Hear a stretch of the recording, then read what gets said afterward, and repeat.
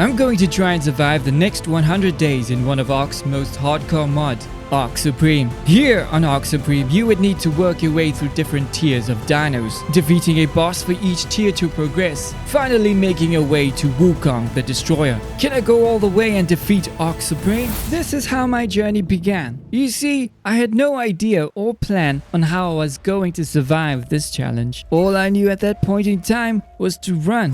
Run? Yeah! I had this giant freaking green honeybee after me, and I didn't really want to find out what it could do. So I ran. But just when I thought I had things under control, a freaking Prime Giga appeared out of nowhere. Just great, I thought. Fortunately, it was distracted, so I quietly made my way out of the area. And after that ordeal, I just wanted to take a little breather. But then I realized it started getting dark and fast too, and I needed to work on getting some sort of shelter up ASAP. So I worked as fast as I could, crafting some basic tools and armor and a little base with a campfire. Alrighty, it was day 2, and I already felt like I needed to get out of this area I was in. A raft is what I had to craft. However, getting resources to actually build a raft, now that was a mission on its own. You see, at that point in time, I felt like those dinos were on some type of funky juice, because no matter how many times I whacked them, they just wouldn't go down. And I needed some hide, a whole lot of freaking hide. It's a good thing I found one of those beached ixties. That really came in handy. Though I still needed a whole lot more hide. Oh yeah, this is the other reason I needed to leave. Rep. Finally, after some help with the hide I found earlier, I started seeing some progress. Turns out, the server stats were a bit wonky. We did correct it once I figured that out. Day 3, I was finally able to get all the items needed to build the Supreme Raft. After that was done, I ventured out a bit looking for more easy resource finds and then focused on building a small raft base for myself. Continuing with working on my raft base, I decided to get some of the bits and bobs that was needed. A refining forge for one, this weird Supreme cauldron. FYI, no idea why or how to use that. Well, at the time, that is. And oh yeah, I needed more hide, and I knew the perfect spot for that. Eventually, crafting a smithy and hooking myself up with some metal tools. Day 5, I went on a very important mission. This mission was going to change the way I looked at things forever. Basically, I needed crystals for that awesome spyglass, and I thought I knew of the perfect place to get some crystals. But man, was I sadly mistaken. I did, however, come across this gargantuan tank-like fortress. It was just massive and deadly. And you know what? Speaking about massive deadly tanks, I know some guys. Introducing today's sponsor, World of Tanks, a free-to-play armored warfare multiplayer for PC. With over 550 tanks, including over 40 different battle arenas and an impressively huge arsenal of tanks, from tank destroyers, artilleries, light, medium and heavy tanks, there's always a new way to play World of Tanks. Click the link in the description below and World of Tanks will give new players Excelsior, a tier 5 tank, 250,000 credits, 7 days premium access and 3 rental tanks for 10 battles each. World of Tanks historical accuracy puts you in some of the most iconic tanks from history, allowing you to experience the thrill of commanding a steel beast from the past. So what are you waiting for? Download World of Tanks today using the link in my description. And thanks to World of Tanks for sponsoring this video. Anyways, I knew of another surefire spot to get some crystals. It just so happened to be in the midst of one of the most dangerous places on this map. I didn't think twice about it and just went for it. I ran, man. I ran like I never ran before, dodging everything I could, eventually making it up to the hill where the crystals lay. I had accomplished the mission. I was victorious. I was... well, not feeling so good. Rep. There is a good end to this, though. I did eventually get what I needed.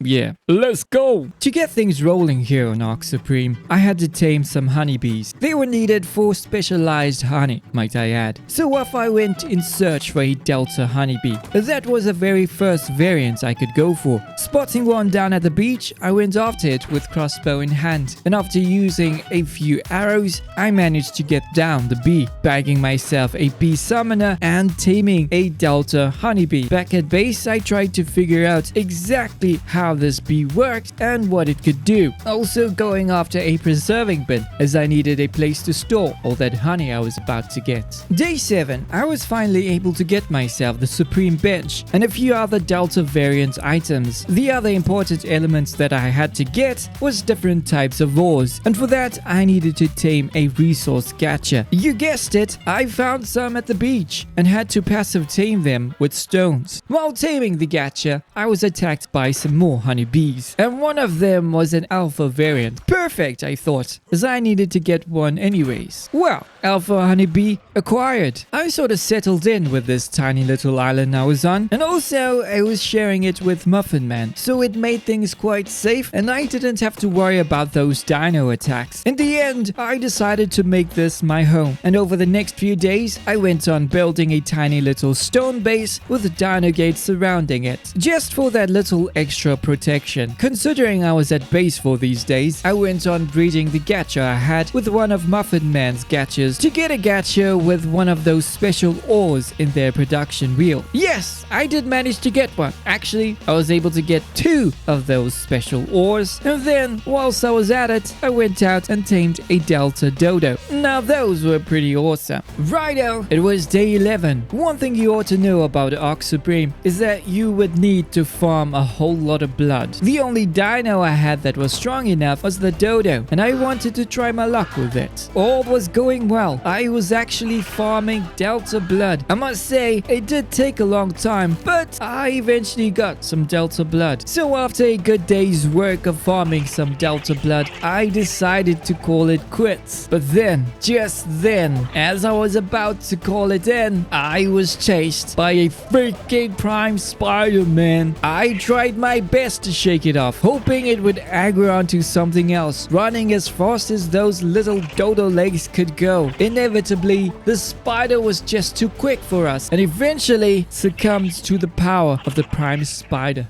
And that was it. The end of a good run. Rip, little dodo.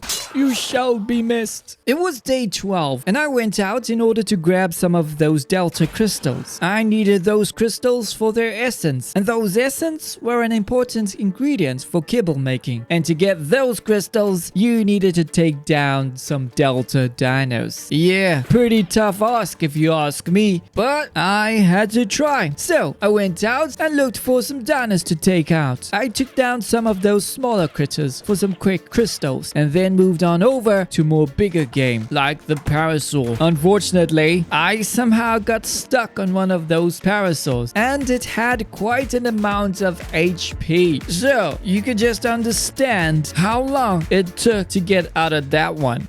Hours and hours and hours. You get the picture. Day 13, and I couldn't believe my luck. While out and about with my new dodo friend, I spotted a Delta Aloe. Now, that would surely give me the edge that I needed. Luckily, it was distracted, so from a distance, I began tranking it, and finally, I was able to knock it out. I quickly ran back to my raft to get it the kibble that it needed to tame. From there, I just waited for the aloe to tame up. So, it turns out I didn't have the level for the yellow saddle. I had to find something else to take its place. Fortunately, what I didn't realize is that parasaurs were actually super easy to tame. They were passive tame with rare flowers. Neat, hey? I went out searching for some parasaurs and found some sweet high-level dinos just along the shore. And like I said, they were pretty easy to tame. So I went ahead and grabbed myself a max level male and a level 560 female. Also, just so you know, this was the day we had fixed the server stats. Day 15, I started breeding my parasaurs, then discarding the ones I didn't want. And by doing that, I was able to rack up a whole bunch of juicy levels. You know what that means, huh? You bet! Time to unleash the mighty Allosaurus. Man, I just whiz out on a feeding frenzy, stocking up on all those crystal goodies and Delta hide. I was really enjoying myself, and after collecting all that loot, I had to get it to my raft for storage. Worst mistake ever. 1 minute, you know, I was out of sight, and the next thing I know, my aloe and parasaur were one-shot KO'd by an apex carbon emis. What the freak?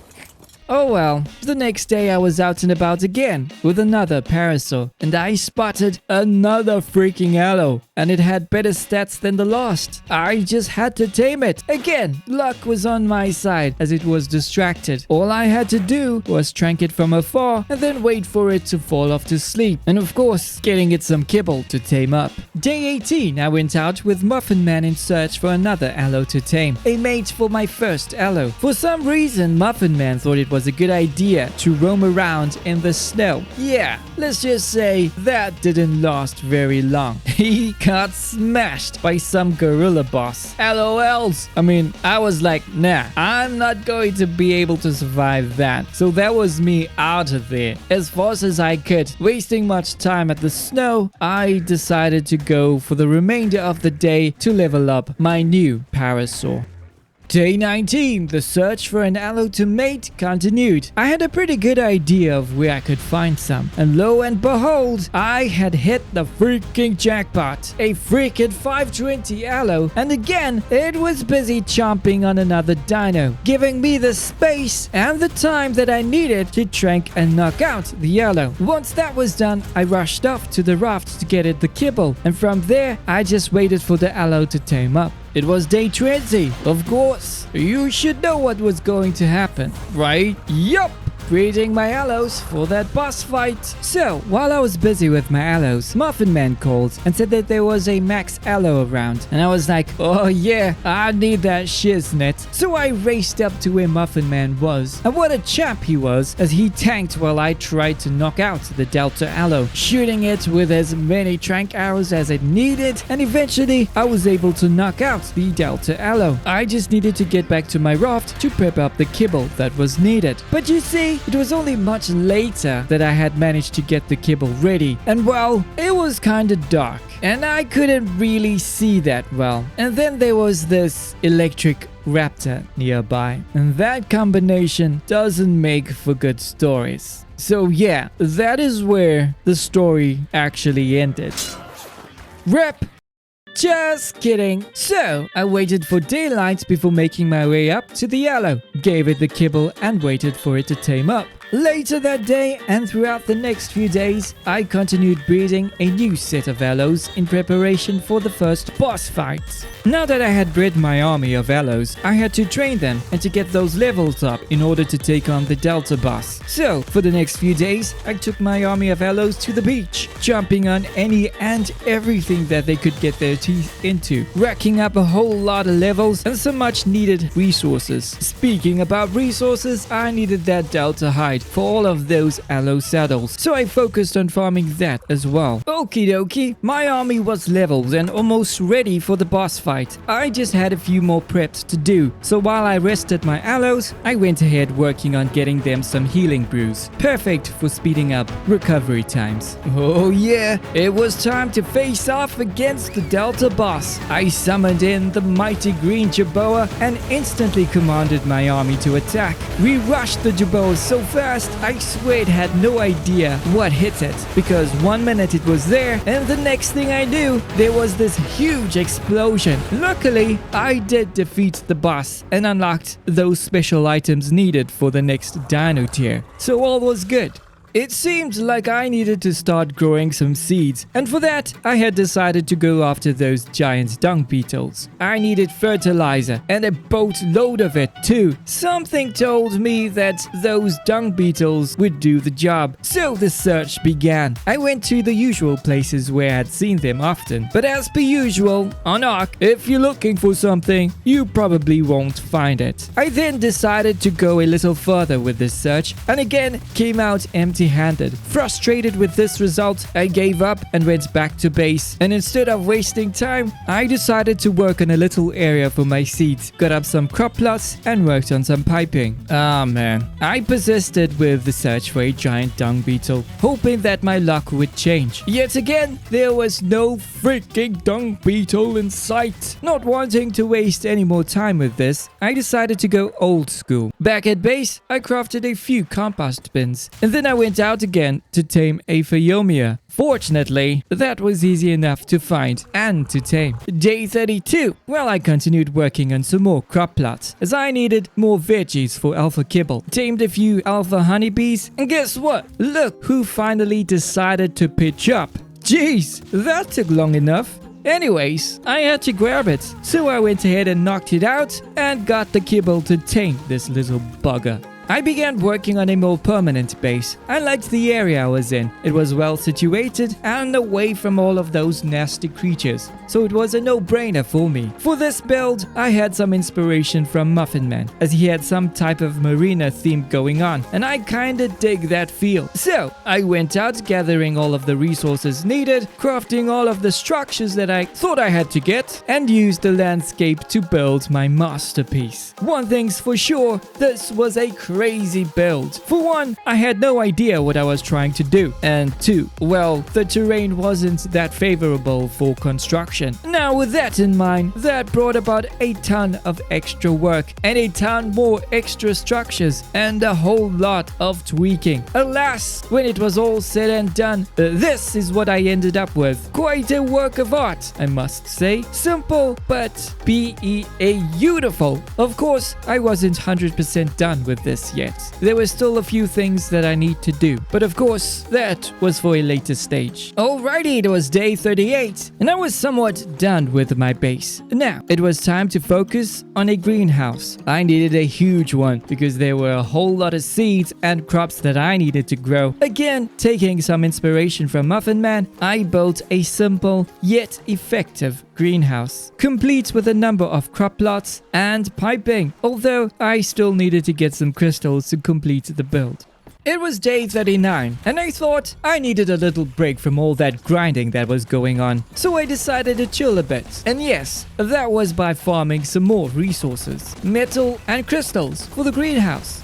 And for some other things as well. With the resources I got the previous day, I was able to craft a few nifty little items to help me back at base, like this cool looking forge, this grindstone that supposedly worked as a chemistry bench, and not forgetting to complete my greenhouse build. Yeah, now that looks much better. Day 41, or should I say night 41. You see, that's when I realized I needed oil, and after doing some research, I found that there was actually an oil cave somewhere. I just needed to find it. Following the coordinates at night proved to be really challenging, although I didn't really want to give up this fight, so I pressed on, hoping to get lucky. Yeah, about that. I had hit a roadblock. It just simply got way too dark. I couldn't see what was below me, and I knew that there were more than one direwolves in the area. Plus, I couldn't see where the entrance was. So, I did the next best thing. I just dangled from my grappling hook and waited for the sun to come out. Finally, there was light, and I could finally freaking see the entrance to the cave. I quickly made a break for it and entered the cave safely. That's when I placed down a teleporter and began farming oil till I couldn't carry anymore. Back at base, I worked on getting more items that I needed and put on some finishing touches for my base build. Day 44, I went out collecting some resources to prep up for the alpha dinos that I was about to tame. It was day 45, time to tame some alpha dinos. I had some good intel that a high-level Alpha Rex was up in the mountains, so I had to go and check it out. I ventured in for quite a while, searching for this Rex, searching high and low for what could be the key for unlocking the next tier of dinos. When suddenly, I spotted it, and it was in a favorable area, as I was able to use the height advantage to trank the Rex. However, its torpor was increasing with every dart, and that could mean only one thing. The Rex started to flee, and I started chasing after it.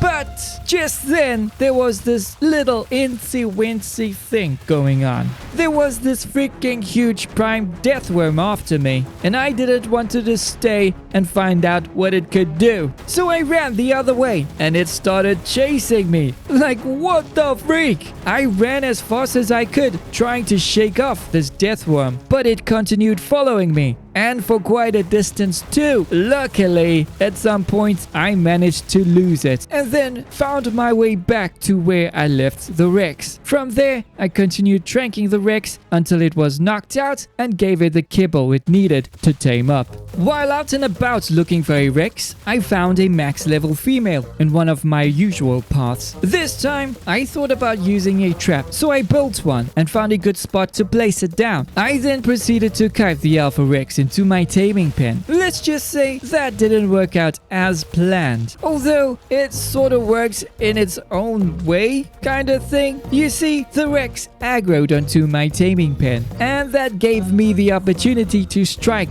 I wasted no time and started tranking the Rex as fast as I could. Eventually, I was able to knock out the max level Alpha Rex. From there, I just had to prep up its kibble. On day 47, I was finally able to get the necessary items for the Alpha kibble. After making the amount required, I went over to the Rex to feed it and waited for the tame. Over the next few days, I started breeding and hatching my Alpha Rexes, trying to get a line of boss fighting Rexes with the best stats I could possibly get. While I waited for the second half of my Rex army to mature, I spent the next few days leveling the first half of Rexes. I don't really know what was going on at that time, but these Rexes took forever to level up, and I still had a whole other half to go. Anyways, I pushed through and just annihilated everything. Well, almost everything that could move on the beach, racking up all those juicy levels and hide for those Rex saddles. On day 54, I decided to mess around a bit. Actually, I had to get more of those Delta seeds for my new greenhouse, so I went ahead taking on the mighty green Juboa with my Alpha Rexes. It didn't stand a chance. Don't think I even got a chance to see it properly.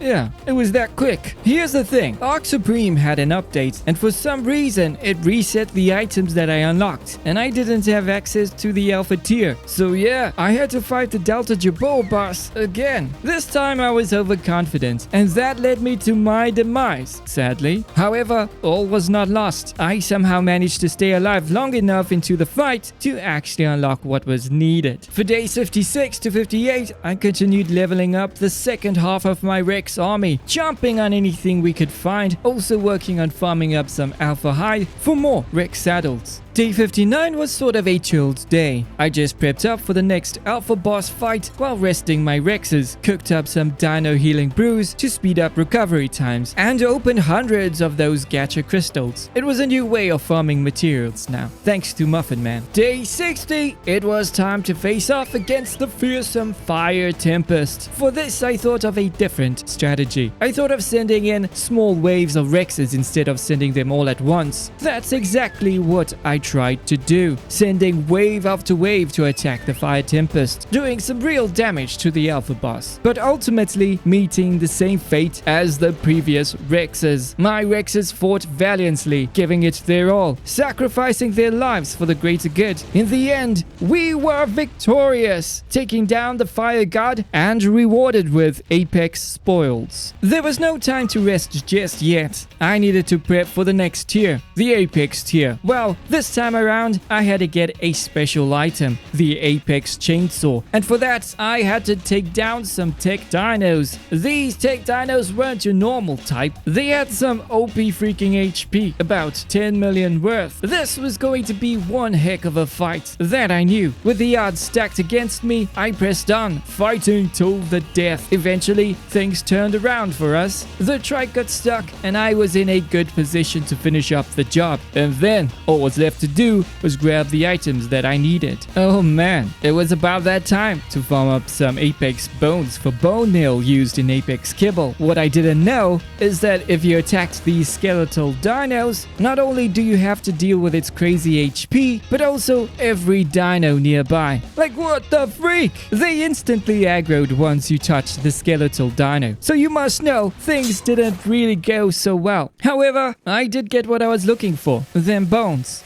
sadly, we had to lose some Rexes for it, but it was all for a good cause.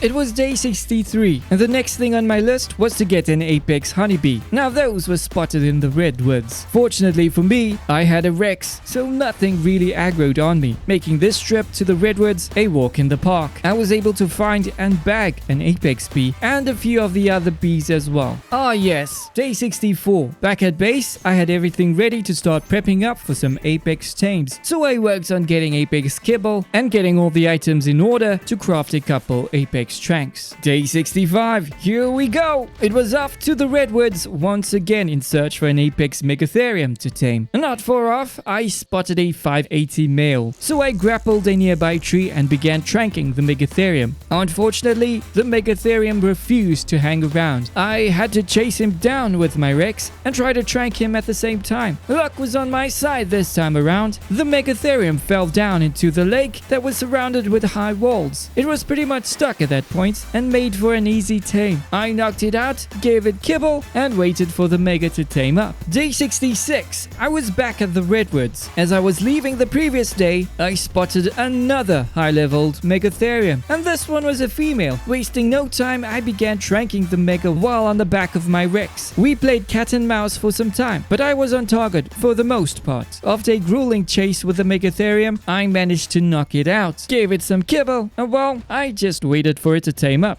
Oh, you bet! I was breeding my apex megatheriums, trying to get the best stats out of the pair I had, and breeding a line of apex megatheriums for the boss fight. Nothing too crazy, of course. I just needed megatheriums that worked. That was about it. Over the next few days, I went ahead leveling up my apex megatheriums. Yeah, I know, this time it was rather quick. That's because this time around, I had a new strategy for the boss fight, which required less tames. Hence, the quick turnaround times. The only thing I wished for is that I did this earlier. Would have saved me a whole lot of time. It was day 74 and I was ready to battle against the all-powerful Apex Rhino. However, I had a new strategy, a nifty one too. You see, for this to work, I had to use those healing dots and send out a small group of megas to attack. I opted for a small group as it was better to control. So while my megas attacked, I kept a watchful eye on their stats and topped up their HP once they got low enough. Of course, I did lose a megatherium, but this strategy, it still worked. And after all, we defeated the freaking Apex boss and scored the items needed for prime tier dinos. Let's go! Yeah, after all that, a rest day was long overdue. So on day 75, I just chilled back at base and went ahead working on some finishing touches for my base build, just to make it all pretty like. Oh yeah, another thing to mention, at Apex level, you unlock tech, and I was able to craft this, the tech replicator. Yeah, I was starting to feel the pressure right about now. It was day 76 and I still had so many things to do to complete this challenge. But first, I needed to start prepping up for the next dino tier, prime tier. Anyways, like I said earlier on in the video, you would need to farm a whole lot of blood, and I needed a whole lot of blood for this tier. So I spent this day hunting down some prime dinos and farming them for their blood. Day 77, yet again, I had to get some special items for prime tier. All I knew at the time was that it had to do something with those resource golems. So I went out in search for one of those. Fortunately, there were many of those at the beach, and it was quite easy to spot one of them. So I hopped onto my megatherium, and with its insect buff, I went in for the kill. I did mention I had no clue what to do with them, whether to tame it like you would for those honeybees or something else. All I ended up doing was messing things up. Later that day, I somehow figured how to tame these rock golems, and it was done the usual way, by tranking them and knocking them out, feeding them the required food, of course. Still, this didn't solve my problem. I then decided to do some research. Turns out you had to wait for the elite rock golem to spawn, take that out, and harvest its body with the apex chainsaw. Now that, my friends, would get you those specialized ores. Sweet. Ah yes, the last piece of the puzzle. I had to get down and dirty to farm up some of those bones again. This time, I had to contend with those freaking prime skeletals. Man, was that a tough ask. Although, I had a plan. A small army of apex megatheriums should do the trick.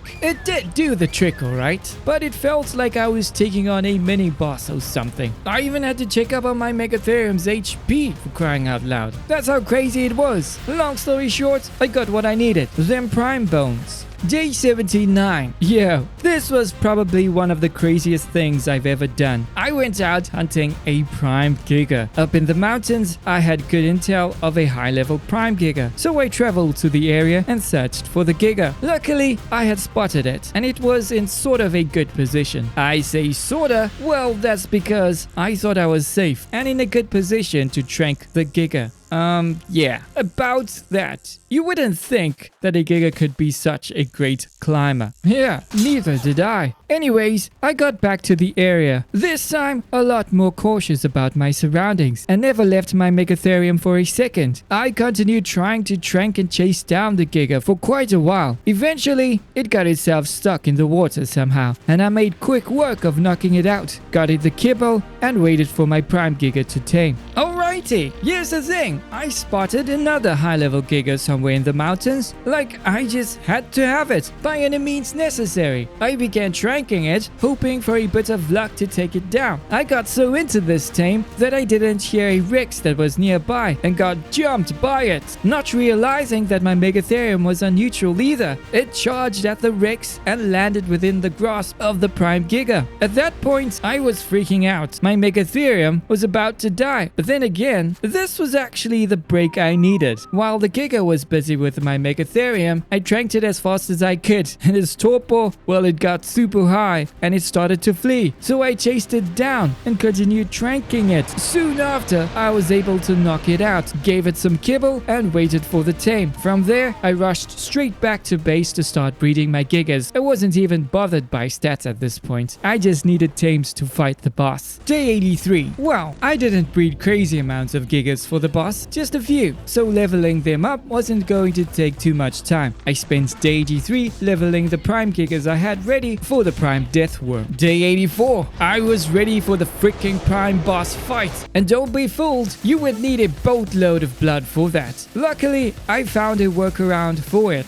especially if you bred a few extra dinos. Now it was time to take on the prime boss. For this boss, I chose to send in 3 gigas and keeping to the healing dart strategy. It really worked wonders. All I had to do was keep my gigas HP checked and watch them slowly chomp away the death worm's health. It did take a long time, but we eventually took down this oversized wiener. Days 85 and 86. Straight away, I went searching for the next tier of dinos. I literally had no time to spare. I mean, I was cutting it really close. For the most part, I had everything prepared for the elemental tier. I had tons of fire blood, I had found a bee while leveling up my prime gigas, and I had elemental bones. The only thing I needed was some fire rexes. Luckily, I had a good idea where they spawned. With my giga and some elemental tranks, I chased down 2 fire rexes and tamed them. A sweet mated pair. It was almost there, peeps, and I can taste it. Oh yeah, later on day 86, I started breeding the fire rexes. I also automated the process with a soul terminal to speed things up a bit. Okay, so while waiting for my rexes to mate and do their thing, I decided to take on some of the previous bosses. I needed a few of their trophies to get access or fight the elemental bosses. There were 3, I think, and I had to get 2 more prime trophies. So yeah, 2 more sets of boss fights for each tier. Fortunately, my gigas wiped out the lower tier bosses with ease, and I decided to keep the prime bosses for the fire rexes. Day 88, I went out leveling my rexes and collecting all of the items needed for those boss fights. It was an early start the next morning. I set out with my rexes to take on the first elemental boss, the electric Ayyoooo, using my previous strategy consisting of my small group of rexes and using those healing darts. The strategy seemed to be holding strong, and after a long while, we defeated the electric Ayyoooo. It wasn't over just yet though. I still had those prime deathworms to take care of. My fire rexes just demolished those prime bosses. Day 90, I went ahead facing off against the next 2 elemental bosses. Fair to say that these were easy enough to defeat, taking down the Supreme Ice boss and the Supreme Fire boss. Okie dokes, the final elemental boss stood between me and ultimate supremacy. I wasn't backing down now.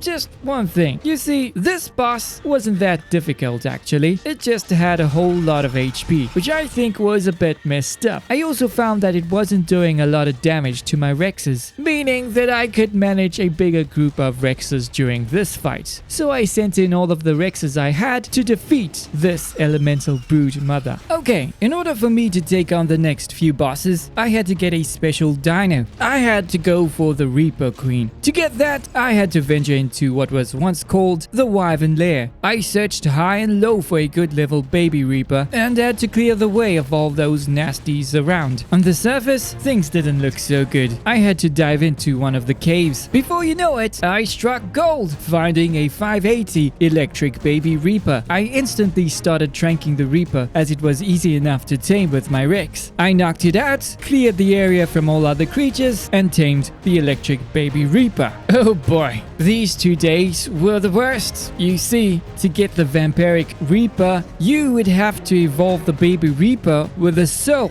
of the Reaper Queen. To get that soul, man, that's the crazy bit. Without a light pet, this fight took freaking hours and a mad amount of consumables. I fought this Reaper day and night, constantly keeping watch for my vitals as I was losing health due to the Reaper's effect, and also making sure my Rexes had their HP in order. When this fight was over, I was so freaking relieved. On the plus side, I bagged the Reaper Soul. Day 95. It was showtime, baby. I went ahead with evolving my baby Reaper into a stone-cold boss-killing machine. Oh yeah, just look at that beast. Freaking juicy. Anyways, I had to get it some levels, so we skipped around the beach, smashing everything in sight. The next 4 days was spent fighting the 4 world bosses. These world bosses will give you the tokens needed for the final boss. With my Reaper Queen, we took down the Lord of the Snow, the Lord of the Swamp, the Lady of the Beach, and the Lady of the Desert. Unfortunately, the desert boss didn't spawn on this map. I did ask the admin to spawn one in for me to fight and to ultimately get the token for the final boss fight. Day 100. This was it, peeps. The final boss fight. And just because this was my final fight, I decided to give all of my previous dinos one last time to shine. I readied up my dinos and spawned in Wukong the Destroyer. Man, was it huge and OP.